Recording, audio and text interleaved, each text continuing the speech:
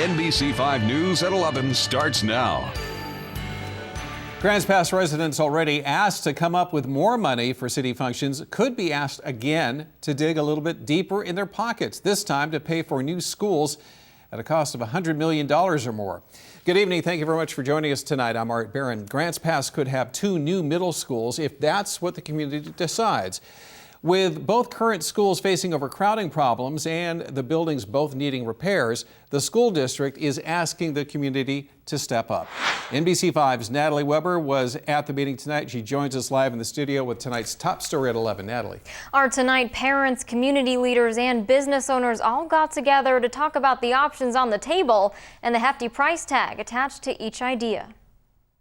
I want to raise my kids in a community like this, and having a great education system is a huge part of why I moved back here. Michaela Zatola is back in her hometown of Grants Pass after graduating college. Even all these years later, her middle school is facing the same problems. Looking back, I do think that it was crowded and definitely hard to get around. That's what brought her to a community discussion Wednesday night. The group is addressing a number of problems, from overcrowding. Both buildings are anywhere between 75 to 125 kids over capacity, to needed repairs. We continue to invest a significant number of dollars into just maintaining these old facilities. Grants Pass School District Superintendent Kurt Kolb says both schools were built in the late 50s and early 60s with an original life expectancy of 40 years. Now in 2017, Kolb says the facilities have more than served their time. Ideally,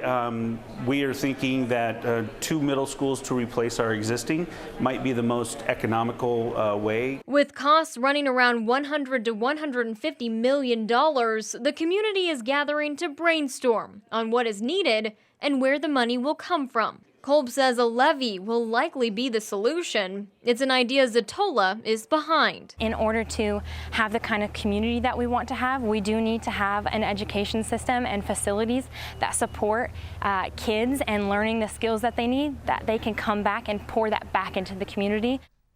All of the ideas gathered tonight will go to the Grants Pass School Board to decide which project they'll take on, and when a new levy to fund it will go on the ballot.